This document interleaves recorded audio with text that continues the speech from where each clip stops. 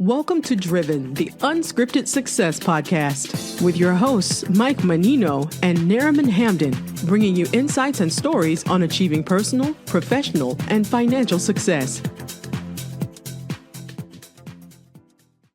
All right. Hey, everybody.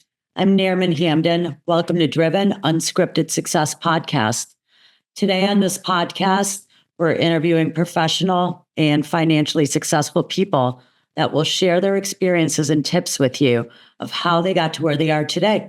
So zooming in from Hotlanta, we have Frank Iglesias, who is a real estate professional.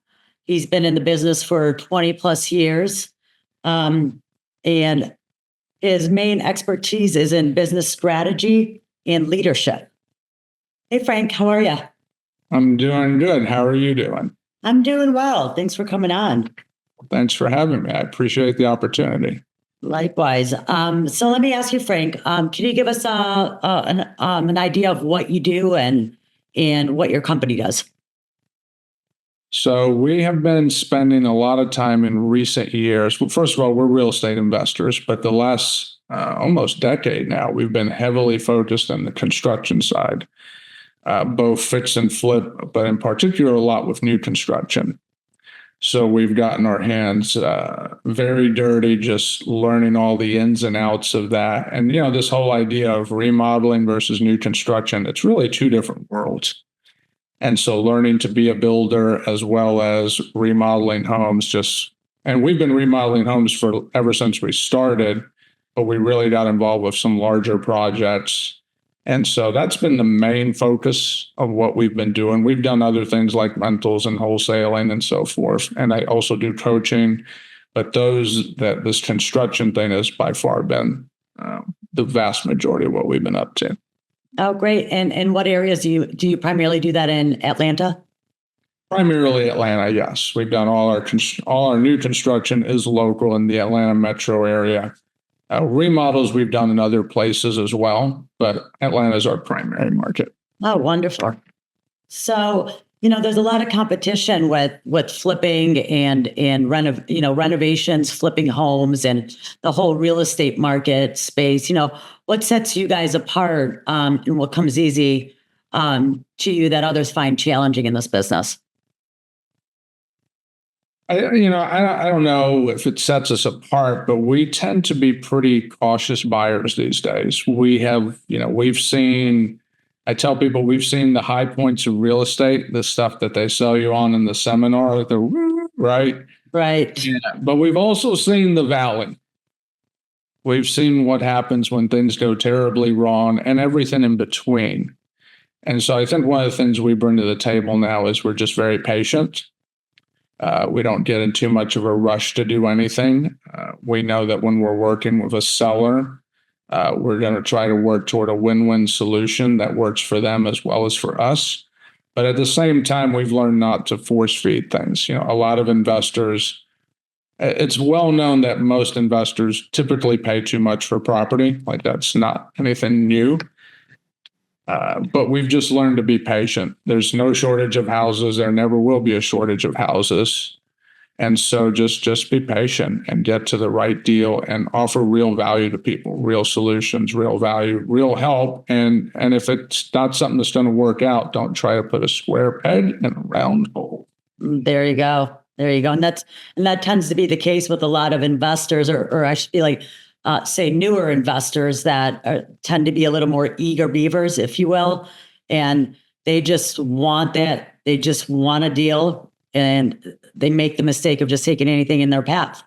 And it's what I found there's several newbie investors around town here. And they just really just, get personally attached to the idea of this property is going to be this fantastic once it's done, but they don't really look at the data and the reality of it, So it's good that you guys take your time and are cautious with it and don't just take anything on. Yeah, I think when you're a real estate investor, it's easy to be caught up in the emotional side. Some investors, they just have, money burning a hole in their pocket. They got to spend it. Right.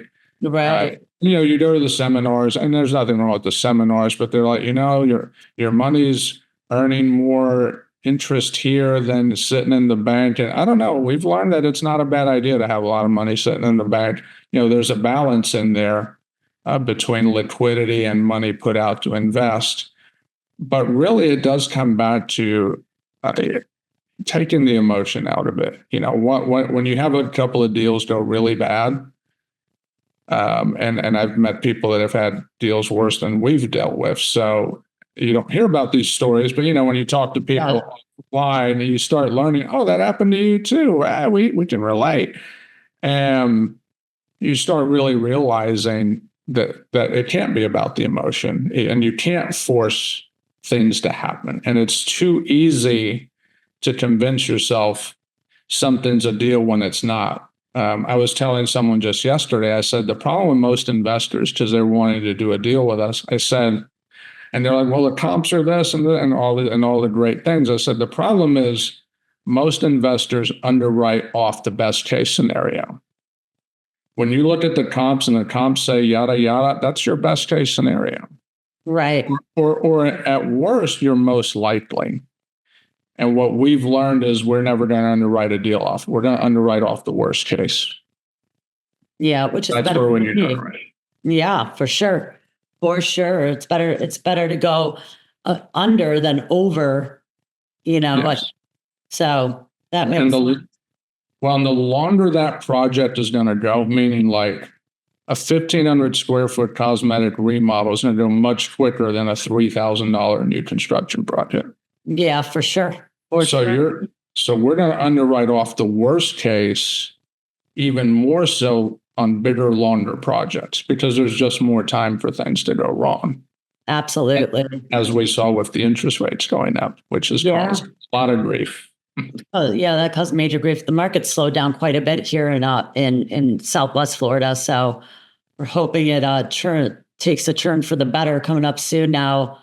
So we'll see. They're supposed to be dropping the interest rates by a quarter point. So hopefully that helps us out. We'll see what happens. It's a little dry here. We'll see. Yeah. So what's one of the biggest challenges you've had to overcome in your career? The biggest challenge, I think, hands down, I've had to come up with, and there have been several. So, but I think the biggest one is when something goes wrong, it's easy to lose your confidence. And that can be one of the hardest ones to get back. Because at the end of the day, I tell people houses are math, right? There's lines, there's curves, but at the end of the day, it's all math to figure out the vast majority of any structure. But when something goes wrong and your confidence takes a hit, especially if you've been in it a long time, that's a little bit harder, right? Because now you're not dealing with a structure that's inanimate and it doesn't talk back to you. You're dealing with the inner battle, right? And of course, we live in a world where everyone has an opinion, better or worse. And sometimes we give too much credit to opinions that we shouldn't be giving credit to, which can further, it's almost like self-debilitation. And you don't even realize you're doing it sometimes. So I think, when we had a down moment, it was a really down moment. And so the confidence did take a hit, right? I'm a human being. And I think anybody who's had a real significant down has dealt with this. And rebuilding confidence, it takes time, reestablishing some beliefs, reestablishing what you're about, and being able to move forward and really understand that down moment can be turned into a positive. Absolutely. I mean, there was something my mom always said to me and my siblings when we were young, and there'd be an issue or something, and we thought it was worse than what it was. And her saying till this day, she was Middle Eastern, or she is Middle Eastern. So with her little broken accent, she'd say, there is a problem, there is a solution for every problem, no matter what, unless you die or go to jail. That's it. Everything else is a solution. Go figure it out. regardless, Yes. so along what you're saying, absolutely. And yes, your ego does take a little, it rocks your ego for a moment there, but it's how you handle it to get back out of it and learn from it, I suppose. Yeah, and to that point, there is a solution to every problem, for sure. I mean, you look at what someone like Elon Musk did recently, landing a rocket. Like, I mean, that was impressive. And you realize, how many times did someone tell him there's no way that could be done? Right. Until it was done. And so it was just such a great reminder of what we're capable of. But I bring up that example because in order for him to accomplish that, think of all the correct people he had to surround himself with, right? He didn't just have to have engineers. He had to have the right people that would believe in that vision to pull it off. And I think as an investor, it's the same thing. When you have a down moment, we all know that you find out who your real friends are. Oh, for sure. And then you find out that some of the people you thought that supported you really don't. They're not willing to walk through the fire with you. They're not even willing to say hello. And that's okay because it's good to find that information out. And so for me, it was a wake-up call of I have to surround myself with next level people that will help give me something to aspire to push to, to move forward toward. And even that in itself took a step of confidence. So, it's a reevaluation. But at the end of the day, I think like every successful entrepreneur I've met, in order to appreciate a new level of success, you pretty much have to have that dark period. And I've had the opportunity to meet some extraordinarily successful people. And every single one of them can tell you about a very dark time that had they not gone through it, they would not appreciate the success they have today. Yeah, absolutely. Absolutely. So I assume you have a team, with what you're doing. How do you keep your team interested and excited about projects and going forward? It starts with you. And I used to have a bigger team than I do today because we used to be doing more projects, and we purposely downsized it to kind of regroup on a couple of matters. And I then got probably one of the coolest pieces of advice. I was a gentleman that's bought and sold over 58 companies, super successful, amazing guy.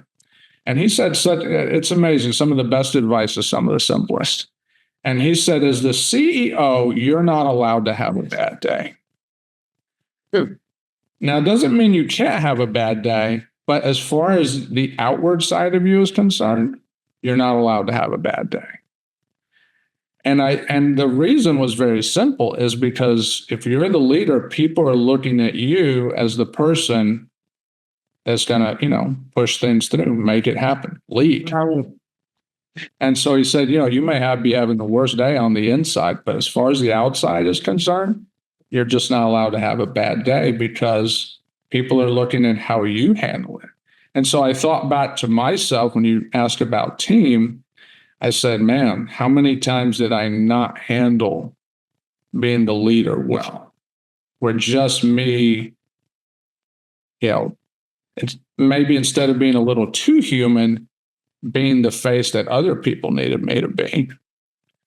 How big of a difference it's made. So now, I do coaching now as well, and I've just learned, hey, it doesn't matter what's going on. I got to be able to disconnect that, because when it's time to help people, whether it's a team member, a coaching client, whatever it is, they're looking for the best Frank.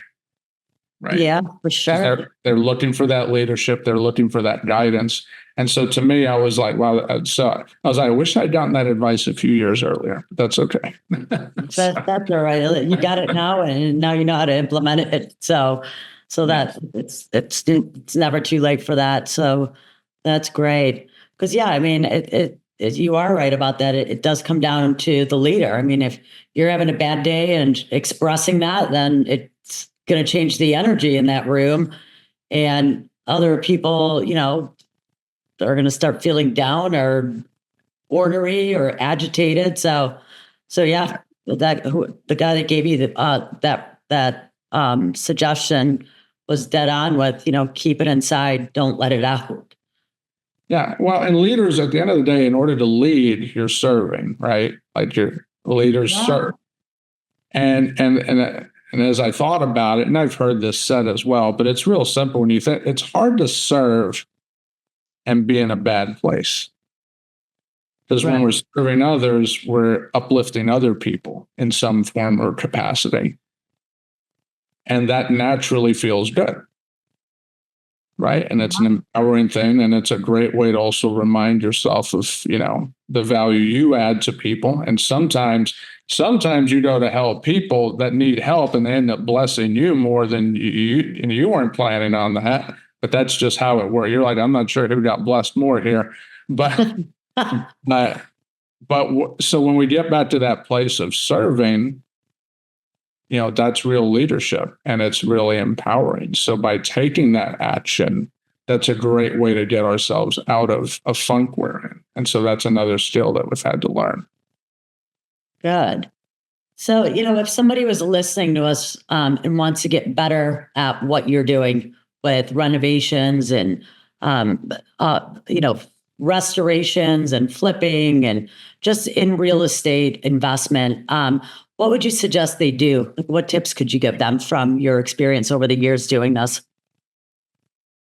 The number one piece of advice I tell anyone who wants to get into flip or remodeling, remodeling, new construction, either one, large or small, you got to have a coach.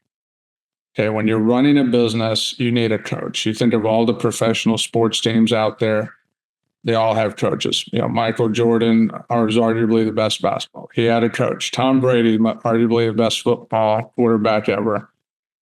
He had a coach. And then you move to the corporate world, and they don't call them coaches; they call them consultants. They might call them board of directors. But the people in charge, they all have someone they're bouncing ideas off of, helping them through processes, challenges, new ventures, whatever it may be. So I always say, if you're going to be, business is a team sport, and you got to have a coach helping you through it. That's the main thing. And if you can't afford a coach, then partner with successful people that are willing to teach you. But if you do that, you got to make sure you put in the time, in a humble spirit.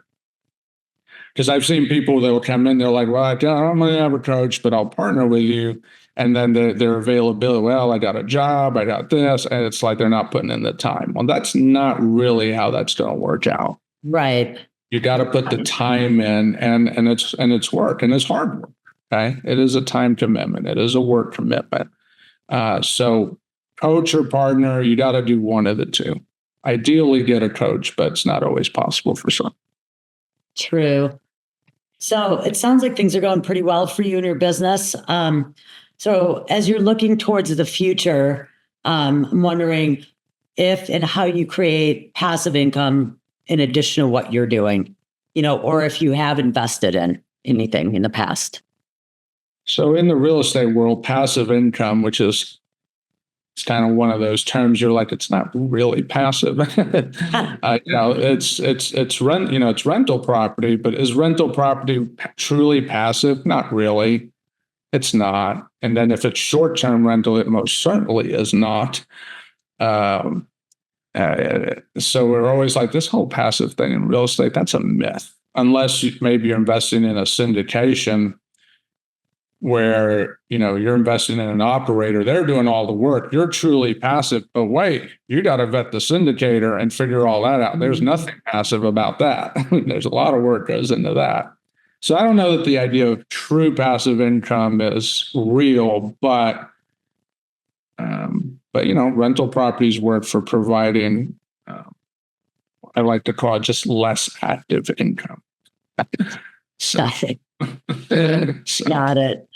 So as we're wrapping up our interview, what exciting plans or initiatives do you have in the works for the next 6 to 12 months. I know you mentioned that you were working on a big restoration project that's on a plantation, but I guess you can tell us a little bit about that. That sounds kind of exciting, and anything else that you have planned. Yeah, we're working on a historic remodel. It's a true restoration, so it's a difficult project, but it's going to be cool. I don't know. We're on the back half now for sure, but it's still a lot of work. But we're going to with the market shifting, interest rate shifting. We just had an election, so the business world's a little bit more upbeat. It seems, at least it responded pretty well on election day. So we'll see if that holds. And maybe we'll have a combination of factors that will get this real estate market in a little bit better place, right? Time will tell. We'll see what happens. But one thing I do know is there'll always be opportunities to buy projects in the future to either restore or build. But also, I'm getting more into the coaching side. Like, I used to teach music many years ago. I was a former IT professional. I did consulting for some years in that space.